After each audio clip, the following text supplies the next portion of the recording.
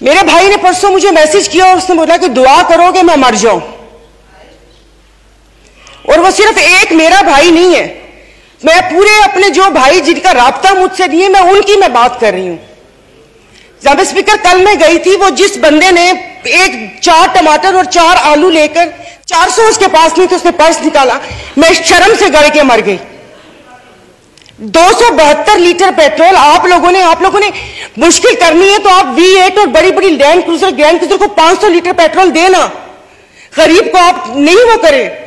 दवाइयां तो वो दवाई नहीं मिलती, सरकारी अस्पताल का आपने हाल देखा। मैं प्लीज आप मार दें, आप प्लीज मार दें। ये मेरी बहन पीछे बैठी हो तो पीछे ही बैठी रहो, अगली दफा की टिकट नहीं मिलेगी अगर ज्यादा ऑनरेबल स्पीकर। मतलब इनके दिमाग मिले ही नहीं उन लोगों से, इनके भूसा भरा हुआ दिमाग में। मेंबर आप मुझे एड्रेस करें और नहीं सर, ये उससे बोलती कोई काम है नहीं, पार्टी में कोई पूछता है नहीं, और यहाँ पर आके सिर्फ ये 4 अल्फाज बोल के और उसको वो कोशिश करती है कि हमने भी उंगली कटवा के शहीदों में नाम लिखवाया है। मतलब ये कौन लोग हैं? आप जारी रखें।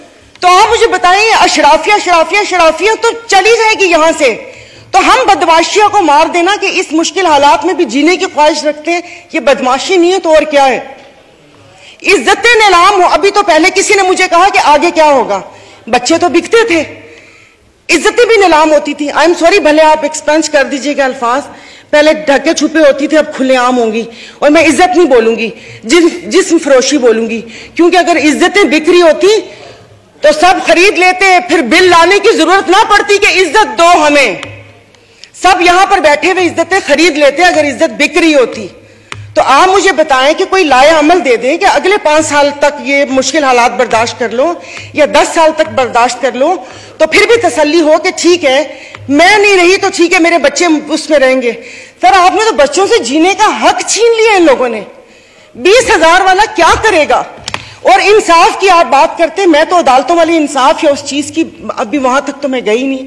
आप ये चीजों को देख लें, यानी कि मेरी अगर आमदन 10 लाख रुपए महीना आता है, मैं भी वही मुर्गी खरीद रही हूँ 800 रुपए किलो, और मेरा ड्राइवर बच्चल जिसकी 30,000 रुपए तनख्वाह है वो भी 800 खरीद रहे हैं।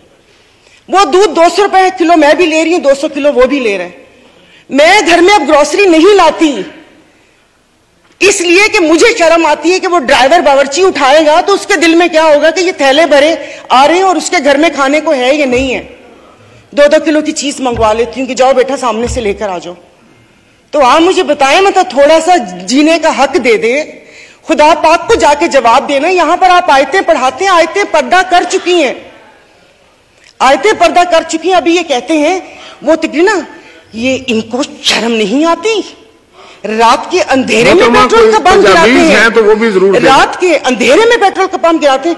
मुझे तो समझ नहीं आ रही थी, चश्मा नहीं था, मैंने कहा ये क्या हो गया, शायद मैं रात को रोई हूं, अल्लाह पाक ने मेरी दुआ सुन ली। पता चला वो पिछले थे मैसेजेस ना, जब वो यहां पर बैठा करते थे। अब सब कुछ जायज है, सब कुछ हलाल है। यहां पर बहुत तुर्की हमारे भाई हैं, और शुक्र अल्हम्दुलिल्लाह शाम का नाम भी लिया, क्योंकि पहले 1 हफ्ता तो उस बेचारे का नाम ही नहीं था।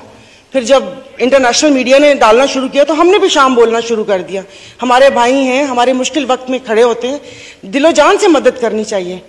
वहां पर जाने के लिए उतावले थे, कभी कहां तबाही आई हुई, उस दिन कोई पहुंचता है, उस दिन कोई पहुंचते जाए तो तब कि आप अपनी वेल्थ में से, जैसे ये भाई ने बोला कि हम लोगों से तो ले ली तनख्वाह, अवाम से भी वो दे दिया, अवाम के पास है जो अवाम डोनेशन देगी, वहां पर अल्लाह पाक उनकी मदद करेगा। और वो रियासत माँ जैसी है, उनके हुक्मरान हमारे जैसे नहीं है, उनके लिए वो खड़े हैं।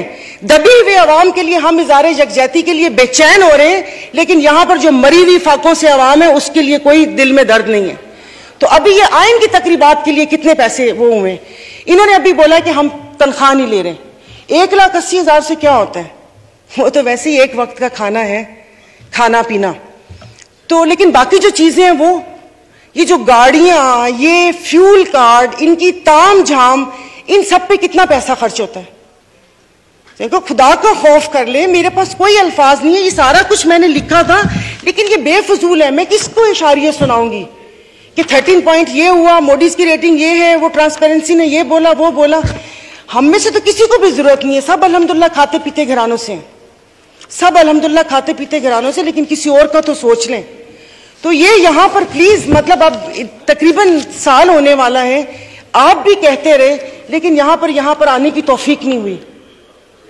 मैं कुछ लोगों का, आप लोगों को दिलचस्पी होगी, आप यकीन नहीं करें, मुझे इस ऑडियो लीक से पीटीआई क्या कर रही है क्या नहीं कर रही है मुझे कोई दिलचस्पी नहीं है। सब जाए भाड़ में, लोग, अवाम मर रही है, आप उसको देखिए।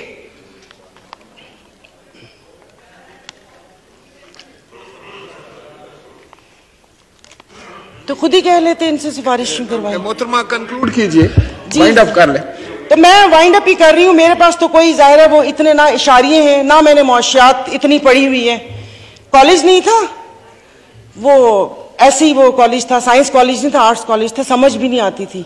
मुआशियात एग्जाम था, 30 नंबर थे, 3 ग्रेस मार्क मिले थे, 33 नंबर है मुआशियात के। और एक ही याद है कि इंसान मौशी जानवर है, लेकिन घर का किचन चलाती हूँ, घरेलू औरत हूं, तो मुझे पता है कि ये सब, आई एम सॉरी, ये सब बकवास है ये जो बता रहे हैं। इससे ये होगा, इससे वो होगा, इससे ये होगा, इससे वो होगा। जिस वक्त खाना बनाने या किचन में खड़े ना, उस वक्त आटे दाल का भाव पता चलता है। शुक्रिया, बहुत मेहरबानी।